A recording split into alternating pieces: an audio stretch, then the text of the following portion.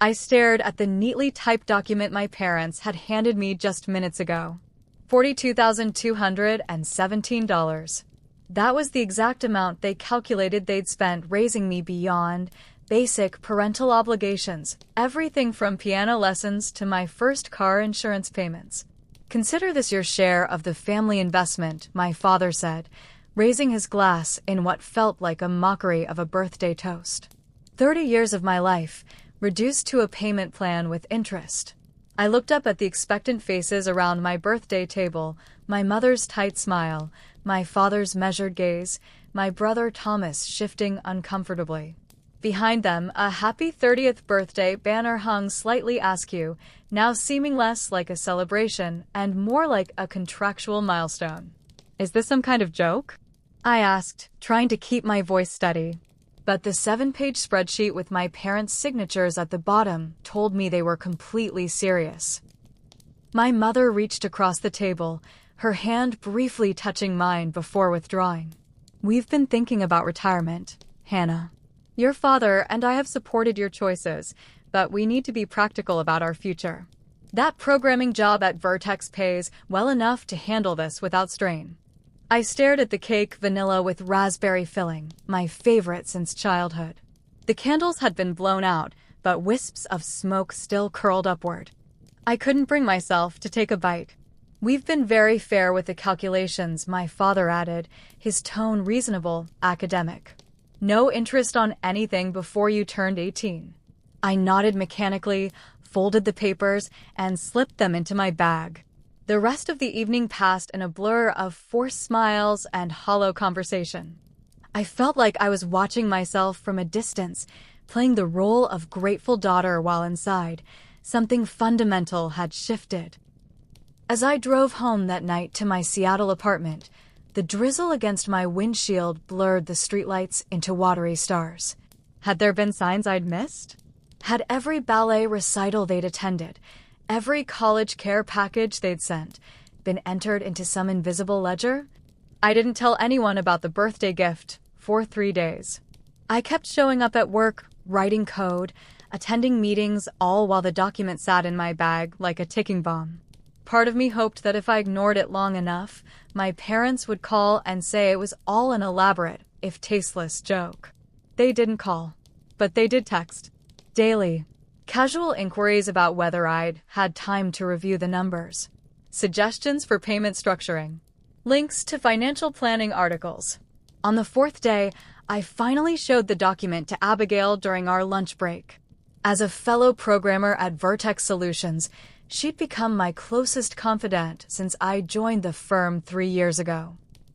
They did what? Abigail kept her voice low, but her eyes widened as she scrolled through the spreadsheet on my phone. Piano lessons. SAT prep course. Your wisdom teeth removal. Hannah, this is weird. I pushed my salad around its container. I know. Have they ever done anything like this before? I started to say no, then hesitated. There had been other things subtle, easily dismissed at the time. The graduation gift that came with expectations about which job offers I should accept.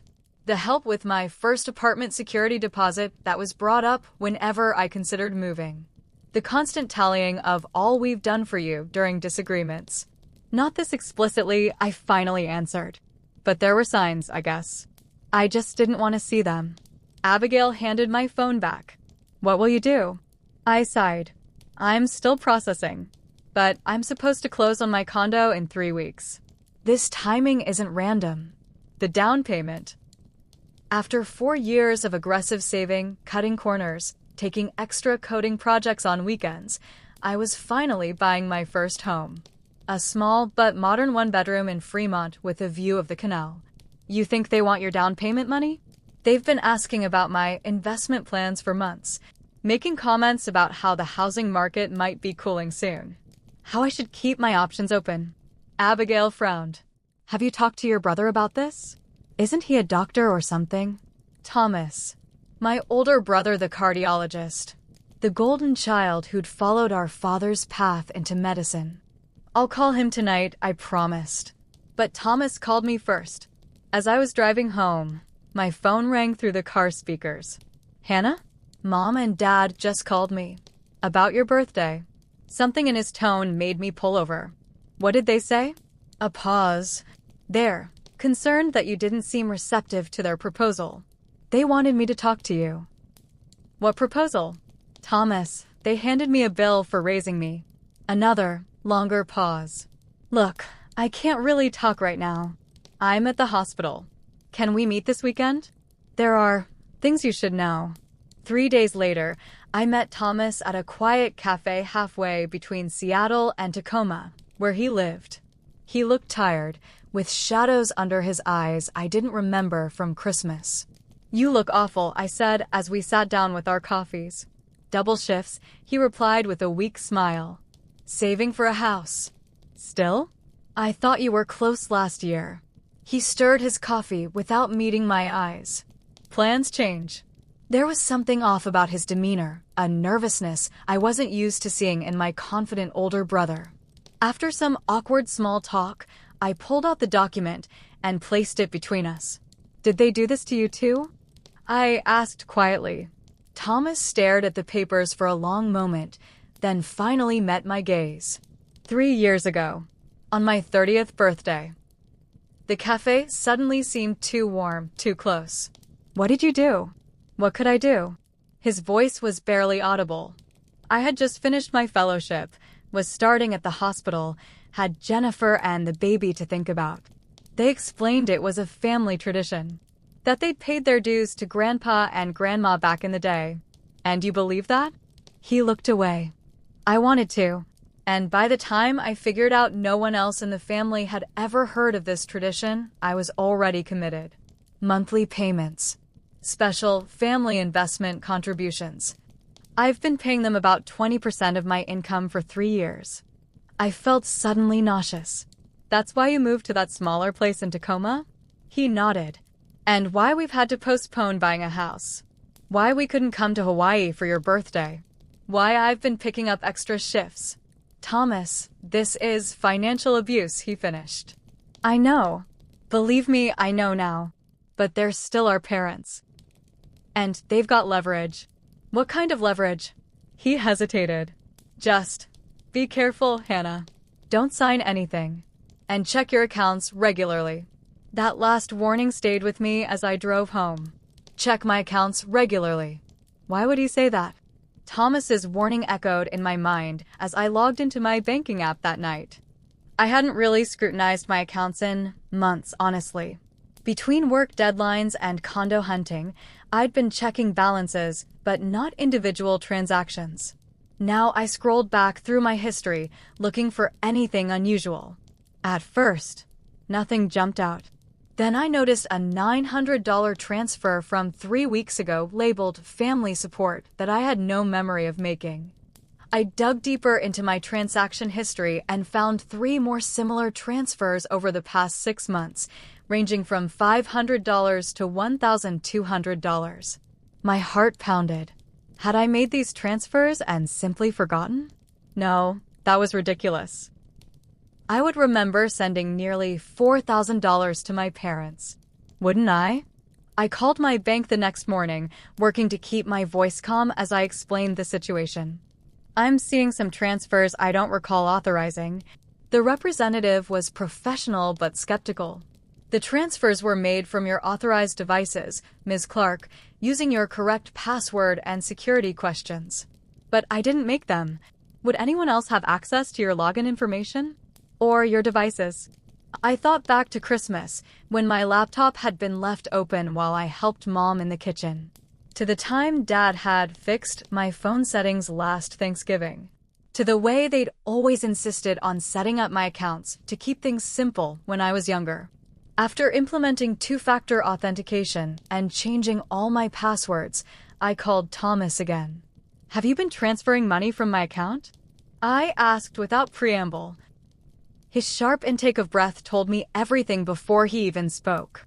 Hannah, I can explain. Please do. My voice sounded strange to my own ears, too controlled. They told me you'd agreed to help with the family fund. That you'd set up an arrangement where I would transfer money monthly because you were too busy. He paused. I should have confirmed with you directly. I'm sorry. How did you even access my account? They gave me the login information. Said you'd provided it for family financial management. I felt sick. How much have they taken from you in total? I don't even know anymore. It started with the parental investment bill, but then there were other things. Every time I think I'm catching up, there's something else. We need to talk in person, I said. And we need help. 2 days later, Abigail introduced me to her cousin Derek, who worked as a financial advisor specializing in family wealth management. From what you're describing, they've been gradually increasing their financial control for years, Derek explained after reviewing my documents. The birthday bill is just making explicit what was previously implicit. I thought about all the times money had been used in our family, the loans that came with strings attached, the gifts that were later held over our heads, the subtle ways our financial decisions were always subject to parental approval. What should I do now? My voice sounded small, even to myself. First, secure your accounts, all of them. Credit reports, investment accounts, everything. Then, gather documentation of any unauthorized transfers. And most importantly, he leaned forward. Prepare yourself emotionally for their response when you start setting boundaries. What do you mean? Financial control is about power. When you challenge that, they won't just give up. There will be escalation before there's resolution. As if on cue, my phone pinged with an email notification from my father. Hannah, your mother and I are concerned about your lack of response to our reasonable proposal. As you consider your options, please remember that family support is a two-way street. We have always been generous with our assistance, including co-signing your first apartment lease and providing references for your current position at Vertex. We expect to finalize arrangements this weekend. Please confirm your attendance at our home on Saturday at 3 p.m. for a family financial discussion. Dad, the thinly veiled threat wasn't hard to spot. My apartment lease from 5 years ago? My job references? They were reaching back to find leverage. They're escalating because you're not responding as expected, Derek confirmed. For the next 2 days, I dug through my financial history, discovering more unauthorized transfers, small enough to overlook individually, but significant when added together. I froze my credit, changed every password, and set up fraud alerts. I spoke with my condo's mortgage broker, who confirmed that my parents had indeed called on my behalf to ask about my financing status. The pieces were coming together, but a crucial question remained. How deep did this go? And what would happen when I finally confronted the truth? We should talk to your grandmother, Abigail suggested the day before the scheduled meeting. Family dysfunction like this often has roots in previous generations. I hesitated. My grandmother Eleanor lived in Portland, and we weren't particularly close. She'd always seemed somewhat distant from my parents' financial machinations, more interested in her garden and book club than family politics. After some debate, I called her. To my surprise, she answered immediately and insisted on driving to Seattle when I mentioned the situation. She looked smaller than I remembered as she made her way to my door. But her eyes were sharp as ever when I let her in. "Show me," she said without preamble. I handed her the folder with the birthday bill. She sat at my kitchen table, adjusted her reading glasses, and began to review the documents methodically. With each page, her expression darkened. "Your grandfather and I gave your father a similar document when he turned 30, she said finally. But it was for $500. A symbolic gesture, a tradition from his father's side, meaning that adulthood came with recognition of what parents had invested. It was meant to be followed by a family dinner where we would tear up the paper and give him a real gift. I sank into the chair across from her. What happened? Stephen took it literally.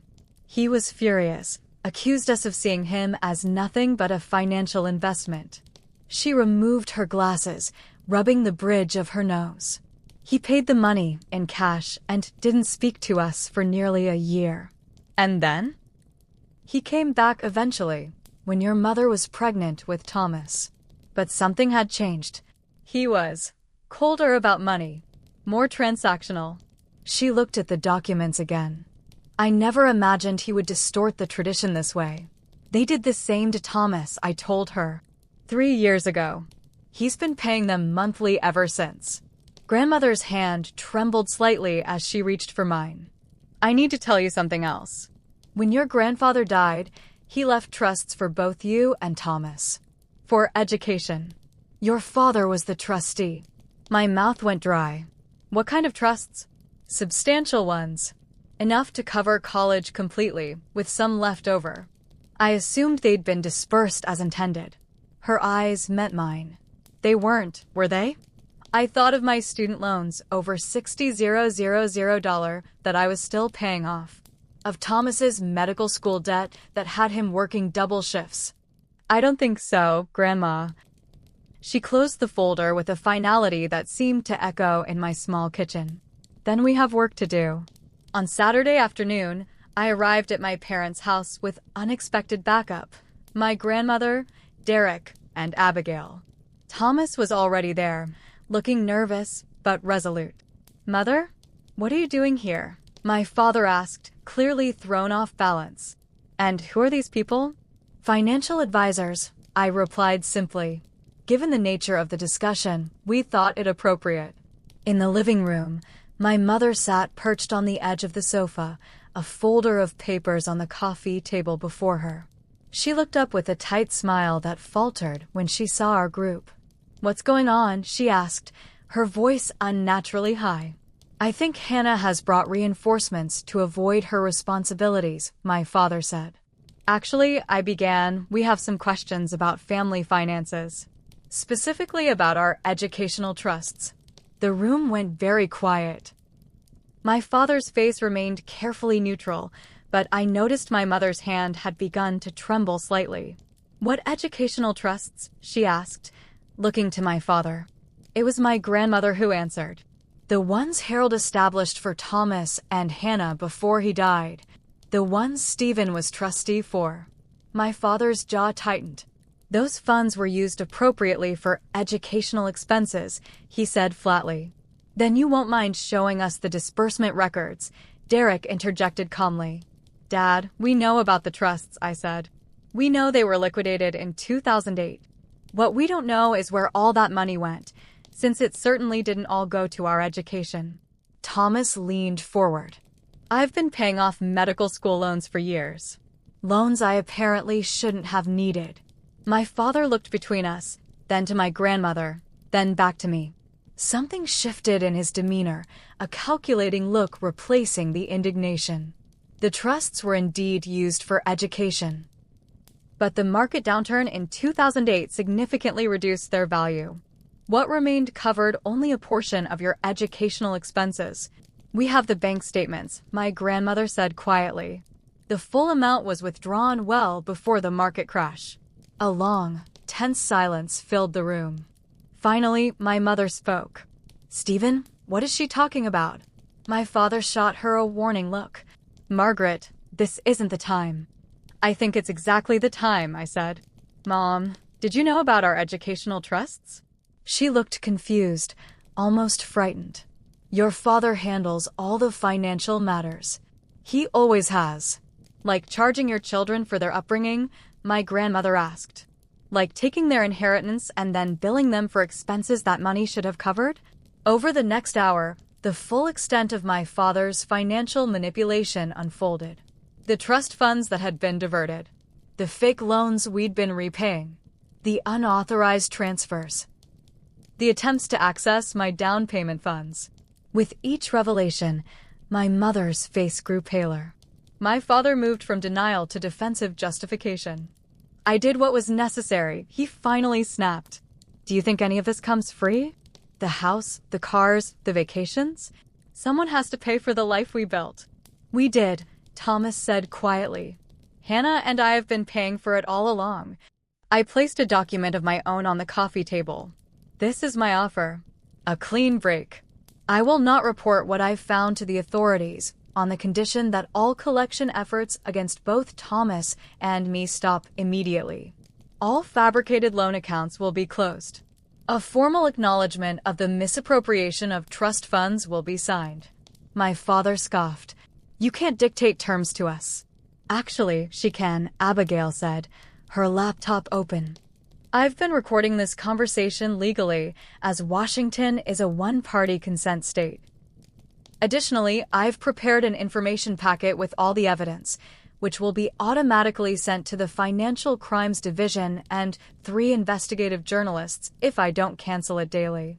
My father stared at her, then back at me. The color had drained from his face. You would destroy your own family? My mother whispered. You did that, Thomas said, his voice breaking slightly. You destroyed us the moment you decided your children were investments instead of people. For a long moment, no one spoke. The ticking of the grandfather clock in the corner filled the silence. Finally, my father reached for my document. What exactly are your terms? The negotiation took hours. By evening, we had reached an agreement, not because my parents suddenly developed consciences, but because they had no choice. The evidence of financial impropriety was too substantial to ignore. The terms were straightforward. All fake debt obligations would be nullified. Thomas would receive documentation of all money he had paid. My parents would sign legal acknowledgments regarding the misappropriation of trust funds. And most importantly, they would maintain complete financial separation from both Thomas and me moving forward. What about family holidays? My mother asked tearfully as we prepared to leave. How do we move past this? It was Thomas who answered, his voice gentle but firm. That depends on you both. This isn't about punishment. It's about stopping the harm and acknowledging what happened. My father remained silent, staring at the pile of documents that chronicled years of his deception. I don't expect you to understand what this feels like, I told them. But I hope someday you'll realize that family isn't a business transaction. It never should have been. 3 weeks later, I closed on my condo. The down payment cleared without issue. Thomas and his wife came to my housewarming, bringing a plant and a bottle of champagne we drank sitting on moving boxes. He looked younger somehow, the perpetual tension around his eyes faded. I've been offered a position at Swedish, he told me, referring to Seattle's premier hospital. It would mean moving here, taking a small pay cut, but being closer to me and further from them? I finished for him. He smiled. Exactly. Later, as the evening wound down, my grandmother pulled me onto the balcony overlooking the canal. I have something for you, she said, pressing a small box into my hand. Inside was an antique silver locket I remembered from my childhood. This was meant to be passed down when you turned 30, she explained. Inside is a note your great-grandmother wrote. I carefully opened the delicate locket. Inside was a tiny folded paper with faded handwriting. To my daughter and hers in turn, your worth is not measured in what you give, but in who you are. You owe nothing for the gift of your life except to live it fully. Tears welled in my eyes as I closed the locket and placed it around my neck. The real family tradition, Grandma said softly. From inside, I could hear Thomas laughing at something Abigail said. These people, some family by blood, others by choice, had helped me reclaim not just my financial future, but my understanding of what family should be. Not a balance sheet. Not a transaction. But a circle of support that lifts you up instead of bleeding you dry. The bill my parents had presented on my birthday now seemed like a distant nightmare. I'd paid enough already. In trust, in time, in emotional currency. That account was now closed forever. And in its place, I was opening something far more valuable, a life free from the cost of being loved with conditions. Because real love doesn't come with a price tag. And that was a lesson worth every penny it cost to learn. Let me know your thoughts in the comments below. Have you ever experienced financial manipulation from family members? What boundaries do you think are important between parents and adult children when it comes to money? If your parents handed you a bill for raising you, how would you respond? I'm especially interested in hearing from those who've had to break unhealthy financial patterns in their families. What strategies helped you establish independence?